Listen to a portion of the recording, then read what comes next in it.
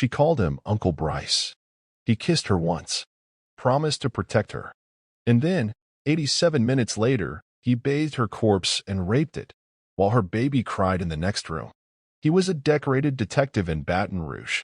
21 years on the force. Commendations. Awards. Respect.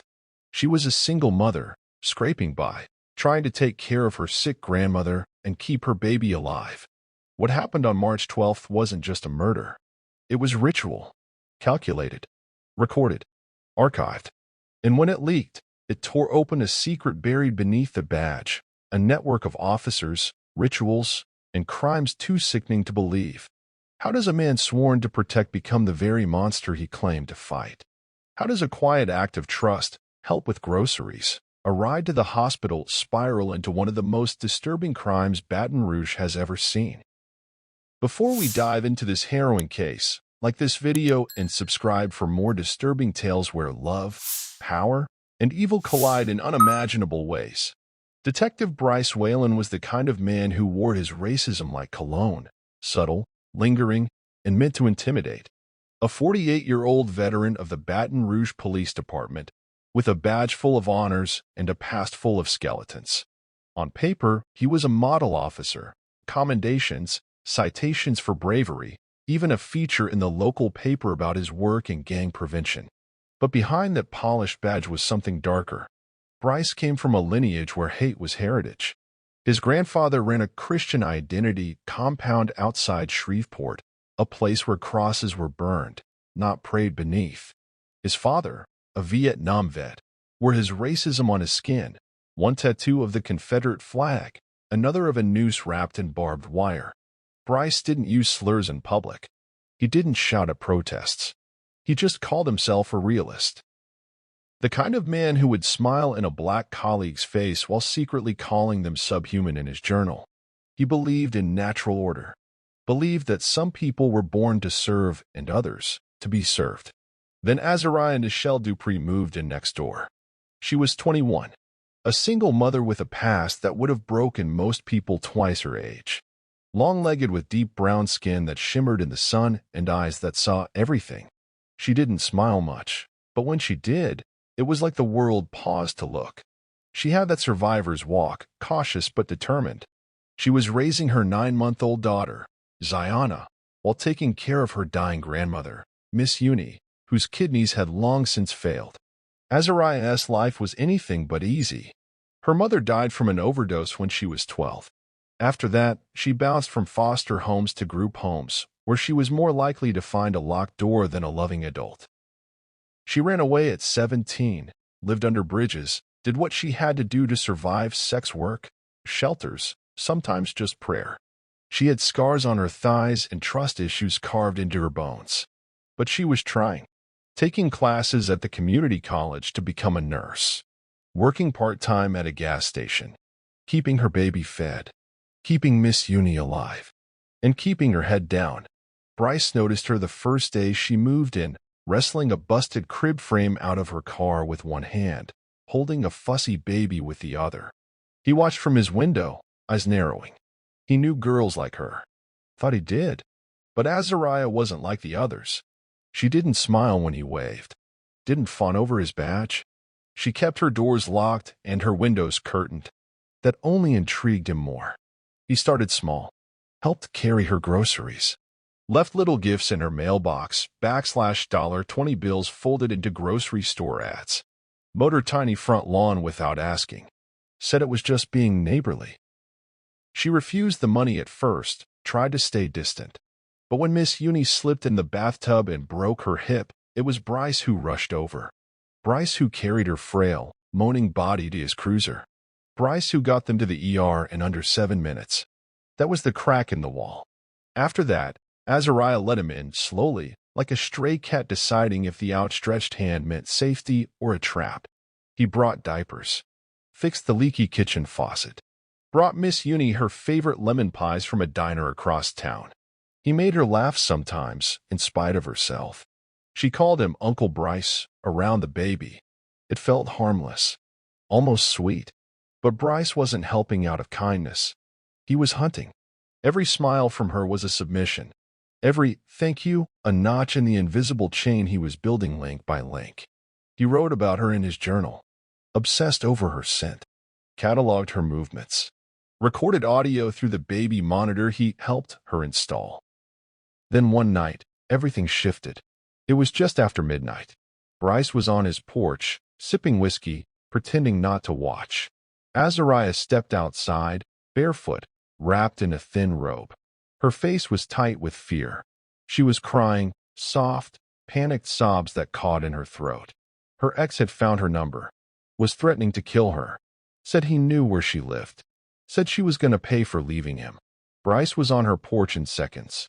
He knelt in front of her like a knight pledging allegiance, told her she didn't need to be afraid anymore, that she had him now, that he would protect her, that he'd never let anything happen to her or her baby. His voice was low, steady, almost soothing. She looked at him, unsure, vulnerable, tired. She nodded, and he kissed her, not a soft, testing kiss. It was hungry, possessive, territorial, and she let him, because in that moment, survival sometimes looks like surrender.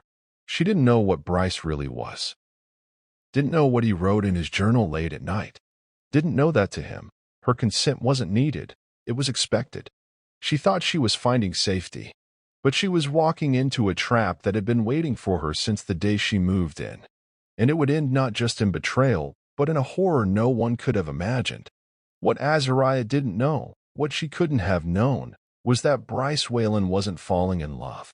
He was falling deeper into something much darker, something festering. His obsession wasn't rooted in affection.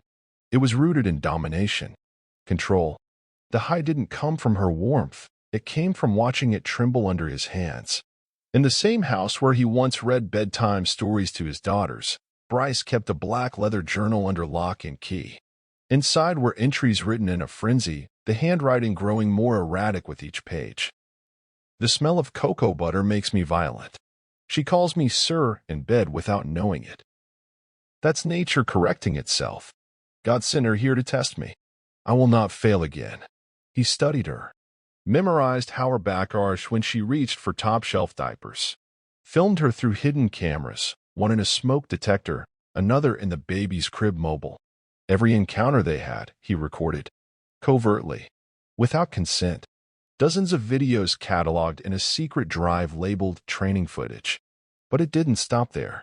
He edited them, added titles like Tamed Filth, and set them to gospel music. Crossfade clips of Azariah laughing with frames of plantation photos and Ku Klux Klan marches. Then uploaded the videos to fetish sites on the dark web, spaces that catered to white supremacist fantasies, where domination wasn't just sexual, it was racial, historical, ritualistic. And under every post, Bryce used fake names like Exalted 89 or Sovereign Lawman. He bragged in the comment sections, called her his, compared her body to a captured beast. But even that wasn't enough. Not for Bryce. One night, his wife Nadine, sharp, tired, and long since suspicious, searched his laptop while he was out. What she found sent her stumbling out of her chair. The thumbnails alone made her sick. She clicked on one video, and there was Bryce, her husband of 16 years, choking a crying black woman who looked barely old enough to drink, whispering Bible verses as he violated her. She watched 15 seconds before she vomited in the kitchen sink. When Bryce came home, she confronted him, shaking, red-eyed, ready to kill. He didn't explain. He didn't beg. He hit her, hard enough to split her lip. The next morning, Nadine packed their children and fled, straight to internal affairs.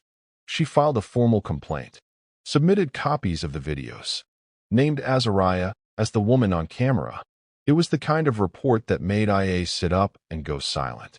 Within 48 hours, Bryce Whalen, decorated detective, local hero, Sunday school volunteer, was placed on unpaid suspension. And Bryce snapped. He claimed it was a setup, claimed Azariah had seduced him, that she bewitched him with her skin and her scent and her soft little cries, told the department she was a siren, a witch, that black women had always been the downfall of white men, that she knew what she was doing from the start. that she wanted to be recorded, that she liked it. No one believed him, but they didn't arrest him either.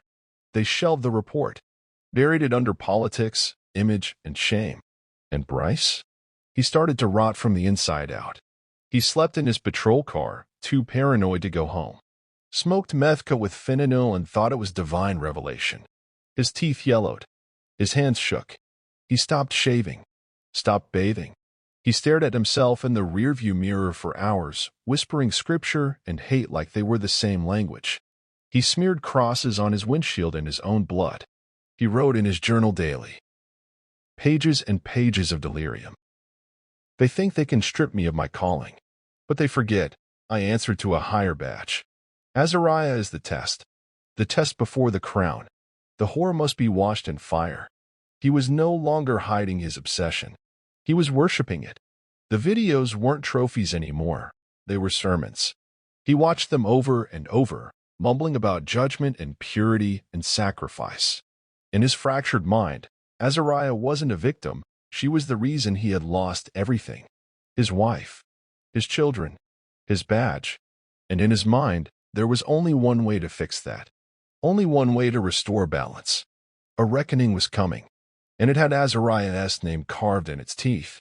Then came March 12th, the day ZariahDupree made her final call for help. It was just after 10:40 a.m.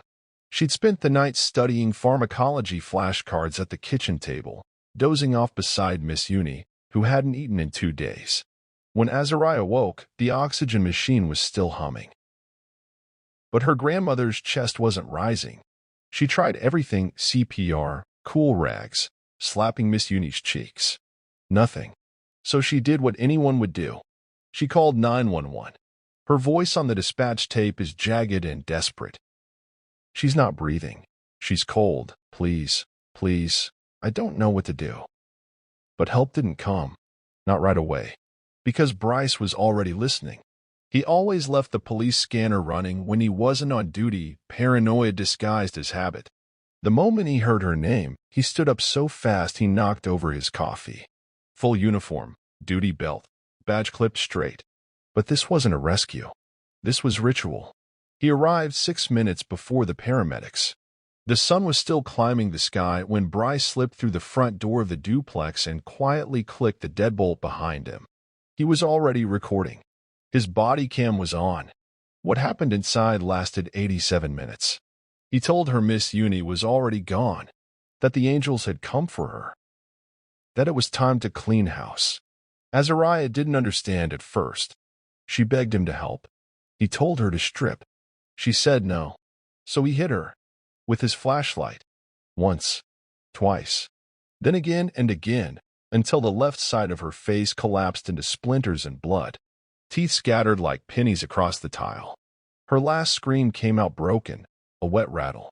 Then he got quiet, clinical, like a surgeon preparing for a baptism. He undressed her slowly, wiped her down with warm towels, combed her hair, cleaned beneath her fingernails, then dressed her in a white satin nightgown that didn't belong to her. A wedding gown, some would later say. He laid her out on the floor, feet together, hands folded, turned off the lights, took off his uniform, and raped her corpse. His own camera caught it all, his face twisted in ecstasy, sweat shining on his chest, whispering things like, "This is how purity is restored, and the lamb has been claimed." Miss Uni's body, cold and sagging in the next room, began to stink, but he didn't care, because Bryce Whalen wasn't finished. 9-month-old Ziana had been crying since the first blow. She sat in her high chair, gummy and wide-eyed, screaming into a room gone mad. Bryce walked over and stared at her for a long time. Then, without a word, he pulled her from the seat and placed her inside a pillowcase, gently, like he was swaddling a gift. He set her down on the floor beside the kitchen sink, and walked away. Next, he opened the oven, poured in a gallon of bleach. The smell hit the air like burning plastic. He doused the walls and the bodies with gasoline from a red canister he'd kept in the trunk of his cruiser. Soaked the carpet, the crib, even the baby stuffed elephant. Then he lit the match. The explosion started slow. Smoke curled up the walls like black vines. Fire licked the ceiling tiles and then roared to life, a scream made of heat. And Bryce? Bryce walked out, calm. He shut the door behind him, stepped over the threshold of the crime scene he created. He sat down on the hood of his patrol car, smoking a cigar. When firemen and police arrived at the burning duplex, Bryce Whalen was already outside, leaning against the hood of his cruiser like a man waiting on takeout. He was calm, eerily so. No sweat, no urgency. He gave the first responders a rehearsed line about a domestic dispute that had turned deadly. Said the boyfriend came back drunk. Said the girl tried to fight him off. Said he was too late to stop it. A tragedy. Just another statistic. He almost sounded sad. But Bryce forgot one thing. His body cam, modified, miniaturized, and stitched into the inner waistband of his uniform pants, was still recording. Every frame, every breath, every violation. It captured the entire 87-minute ritual, from the moment he slammed the door shut to the final flash of flame. It recorded Azariah's screams, her baby's cries, the sounds of bones breaking, water running, zippers unzipping. It even caught his humming an off-key gospel tune as he laid her corpse in a twisted parody of peace. That footage was never meant to be seen. Not by the public. Not by anyone. But 2 weeks later, someone inside Internal Affairs leaked it. First to a small Reddit forum on criminal justice corruption. Then to the dark web. Then to X. Then to TikTok. And then the world stopped. Reddit threads filled with timestamps and freeze frames. TikTokers uploaded themselves watching, then sobbing, retching, deleting the app. Twitter erupted into a digital funeral procession. The hashtag Azariah trended globally for 4 days. A-list celebrities wept on Instagram Live. Civil rights leaders called it a modern lynching wearing a badge. But not everyone was horrified. In corners of the internet where swastikas and skulls were profile pics, Bryce became a hero. Neo-Nazi forums called him the Redeemer. Memes emerged. They edited his mugshot with angel wings. Some printed t-shirts. Others organized rallies, holding signs that read, "She was impure." He was chosen. The system responded, barely. The trial of Detective Bryce Whalen became one of the most disturbing court proceedings in American history. The courtroom was sealed. No public access. The footage was declared a biohazard. Multiple jurors had to be replaced after watching it. One fainted, 2 vomited uncontrollably. 1 man suffered a minor cardiac event. Bryce walked in like a game show contestant. He smiled through every charge read aloud. He pled not guilty by reason of divine intervention. He claimed God told him to act. That Azariah was a siren of pestilence. That the baby was not of this earth. At one point, he said, her blood was loud. I was merely the volume control. During victim impact statements, he laughed. Out loud. Blew kisses at Azariah's cousin when she wept reading a letter from the baby's godmother. He waved at the judge like they were old friends at a bar. Then came sentencing. When the judge read out the verdict, death by lethal injection, Bryce didn't flinch. Didn't beg. Didn't deny. He stood up, slow and theatrical, turned to the courtroom, and clapped. Loud. Mocking. A standing ovation for himself. Outside, the sky was gray. Protesters gathered in silence. Some held candles. Others held fists. And somewhere, a new video clip had just gone viral. Bryce, laughing as the flames danced behind him. But the horror didn't end there. When federal agents raided Bryce Whalen's home, they didn't just find trophies of Azariah's suffering. They uncovered a vault of something worse. Evidence that he was not alone. His laptop, his phones, and a hidden external drive told the story no one was ready to hear. This wasn't just one rogue cop. It was a brotherhood. Hundreds of files, encrypted but not invincible. Chat logs. Folder names like Purification Nights, Legacy Seed, Siren Breakers. They weren't just sharing videos, they were organizing rituals. Coordinated abuse. Code words for forced impregnation. Instructions for evading detection. Tactics for psychological dismantling. Conversion rituals, they called them, meant to strip black women of dignity, of resistance, of identity. The term breeding protocols appeared over 100 times. One thread, dated 6 months before Azariah's murder, read, "If she fights, record it. If she cries, keep going. The tears make it righteous." It was a subculture hidden behind badges, a network operating under the illusion of law. Sworn men sharing the most obscene atrocities like football highlights, laughing about it, ranking one another, using terms like farm zones to describe poor neighborhoods, harvesting, taming. It wasn't just racism. It was satanic in structure, colonial in method, and wholly American in execution. The fallout hit like an earthquake. Within 72 hours of the leak, 42 arrests were made across 11 states. Some were patrol officers. Some were captains.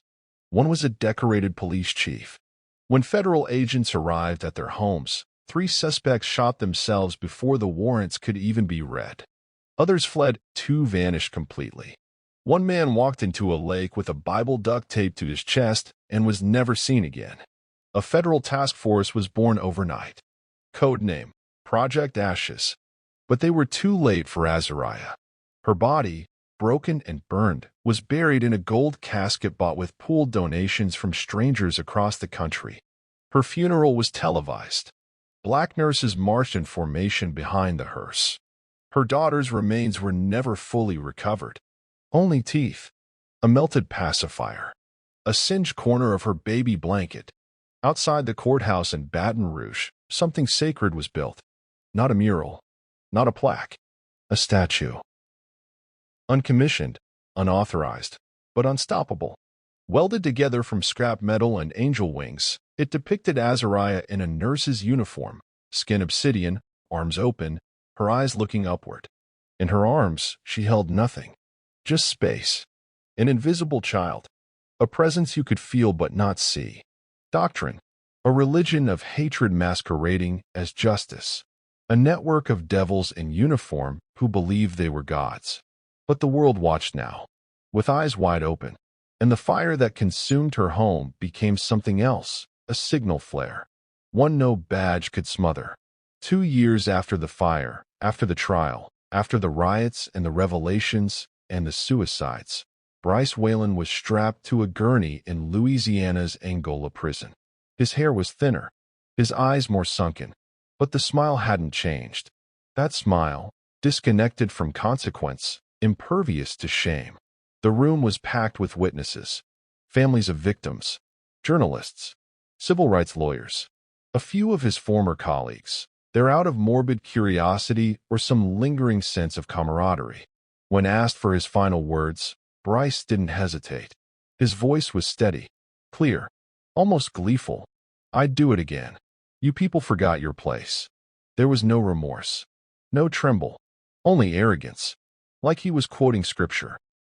Then he looked up toward the ceiling, like he was waiting for applause. When none came, he chuckled. The chemicals entered his veins. Within seconds, his breathing slowed. 1 minute later, Bryce Whalen was dead. But he wasn't finished. Weeks after the execution, a digital forensics unit combing through the final remnants of his iCloud made one last discovery. An encrypted video file titled Reckoning. It wasn't long. Exactly 1 minute and 42 seconds. But it shattered whatever closure the public had managed to construct. It opened on Bryce's face. Alone, shirtless, lit only by the flickering blue light of a TV screen behind him, playing security cam footage of himself dragging Azariah's body. He stared into the lens, silent. Then he began to whisper, "She's not the first. She won't be the last. We're already in your homes. We wear the uniform. We are the law." He leaned in closer. His pupils dilated, wild, almost feral. "You think you caught us. You didn't. You only caught the camera." Then he winked. Cut to black. No music. No sound. Just darkness. A void. The leak of that final video caused another wave of panic. Protests reignited. Law enforcement agencies across the country were audited. 5 more officers were arrested within a month. Parents yanked their children out of police-led community programs. Activists demanded surveillance reform. But the damage wasn't just external, it was psychological.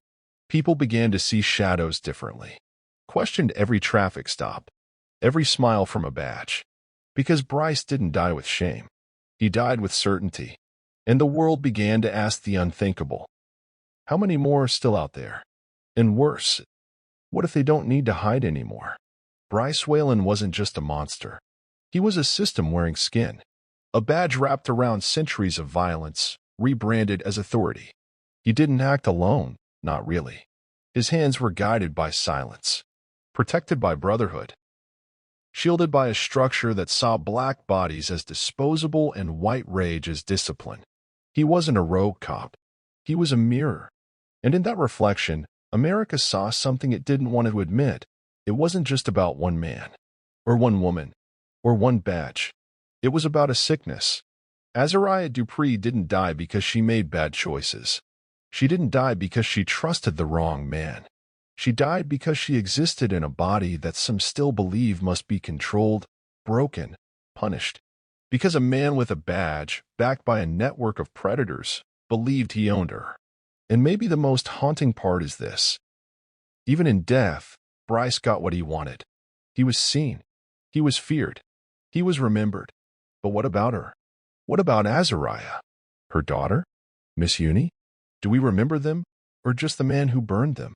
So now I ask you, do you think justice was truly served? Or was Bryce just the symptom of a far greater disease? How do we protect the vulnerable when the predators wear uniforms? And how many more reckonings are hidden in plain sight? If this story horrified you, and it should, like and subscribe.